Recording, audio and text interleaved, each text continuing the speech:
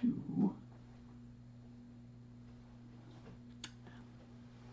Hello, and thanks for joining me. This is Friday, October the 1st. Wow, it's October the 1st already. All right, so this is the last Friday night of my September series, and it's also the last night of the nightly live chats. In case you missed the announcement on Wednesday, we are going to make a change next week in the scheduling formatting. The plan is to shift the live streams to 1 p.m. Wednesday afternoon California time. So just once a week.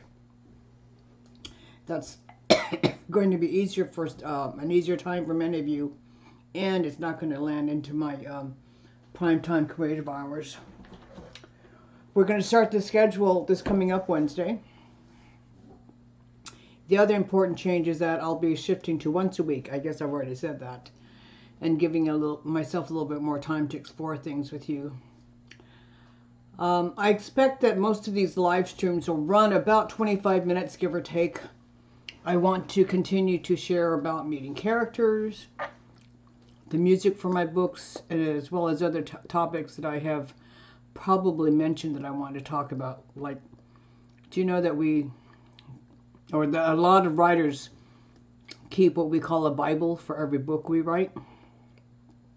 And I don't know if you've ever thought about it, but what kind of a writer am I? And do you think that I'm a meticulous planner? Okay, so enough business talk. Let's get down to the music for the book 7, Rewire. So just a few days ago, I was researching the theme song for book 7, Rewire. And the theme song is Make My Day.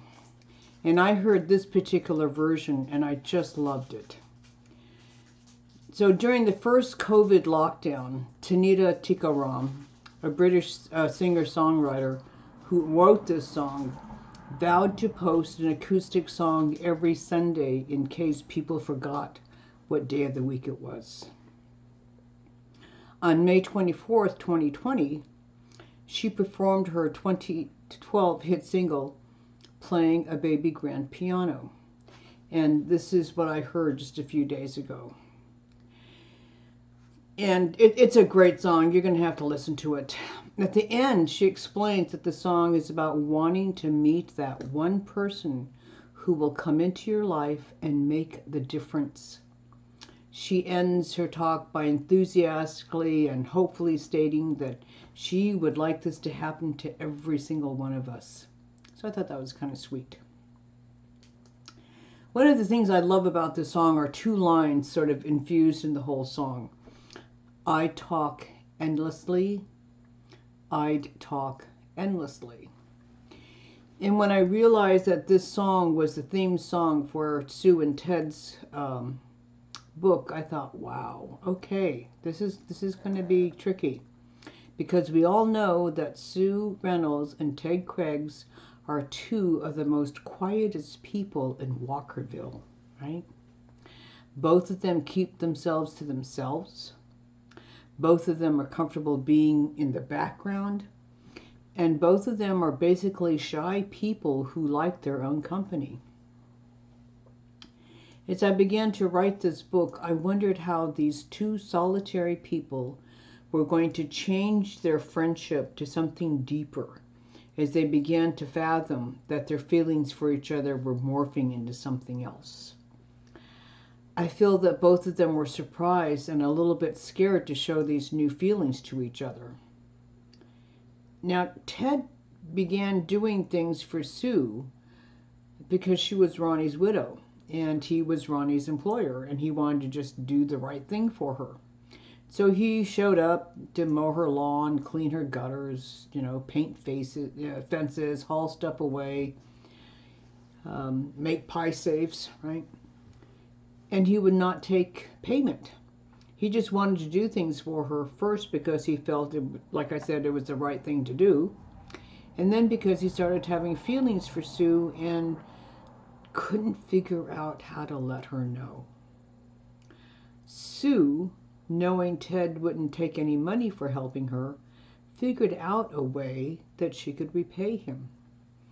So she ended up cooking him meals and baking him pies because that's what she did. The other piece is that she realized she liked his company, liked having him in her life.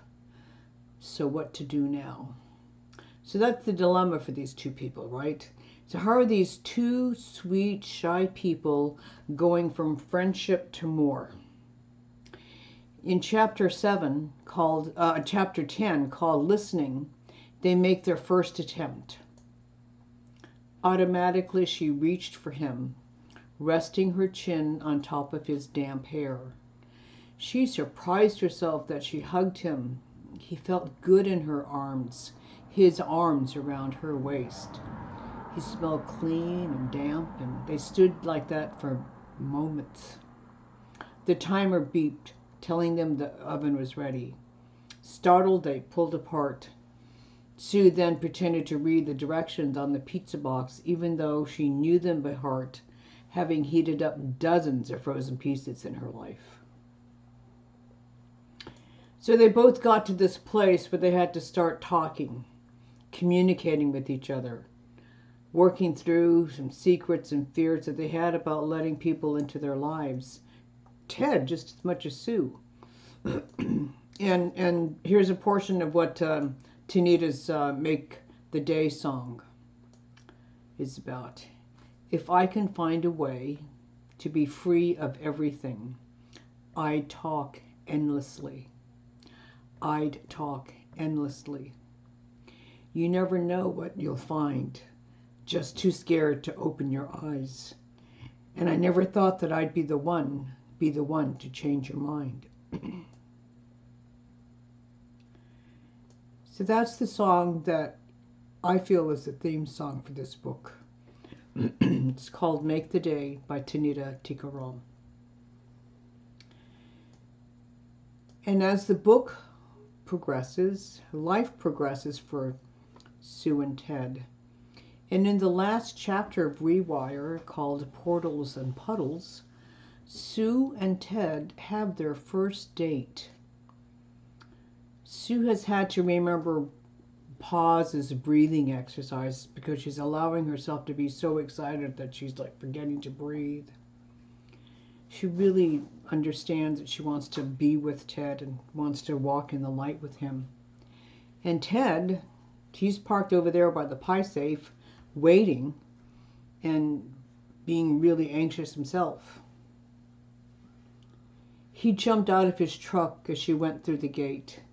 Their smiles were clear, eager, and anticipatory. Standing in front of each other, still smiling, a shyness overcame both of them, and they glanced down at the ground. She lifted her head first to see the top of Ted's dark brown hair. Sue was taller than Ted, but that made no difference to either of them. Her hand reached for him. As she gently touched his cheek, he slowly raised his face to meet her gaze. His eyes were soft, vulnerable. She realized with a shock that he was as afraid as she was. Her hand still on his cheek, she slid it unhurriedly to his lips, where she rested her thumb. And the song that's always floated in the back of my mind with this scene is What a Wonderful World. I see skies of blue and clouds of white, that bright, blessed day, the dark, sacred night, and I think to myself, what a wonderful world. The imagery is simple, hopeful, and bright, like Sue and Ted's future. There's been a dozen versions of this song, and my favorite is Eva Cassidy's version. She was an American singer and guitarist known for her renditions of jazz, folk, and blues music. She was born with this powerful, emotive soprano voice that just gave me goosebumps. Eva became ill, and on September the 17th, 1996, at a benefit concert, she made her final public appearance, closing the set with "What a Wonderful World" in front of an audience of family, friends, and fans. Eva left this world with its beautiful interpretation that is just perfect for Sue and Ted's first date. So that's the end of the songs for this book. Make My Day by Tanika Tikaram, and Wonderful World. The interpretation that I love the best is by Eva Cassidy. So I'm going to spend a couple of minutes talking to you about what we're planning for the next week in my first afternoon session. I've made a few mentions of the Christmas novellas, my holiday gift for my readers. And my concept is to explore stories of some of the other Walkervillians who haven't turned up as the central characters in any of the novels. Although some of them, somebody might eventually. Some of you have already read So This Is Christmas. It's available on Amazon as a Kindle file. We learned a bit more about the history of one of the key employees of caterer Bree Leonard.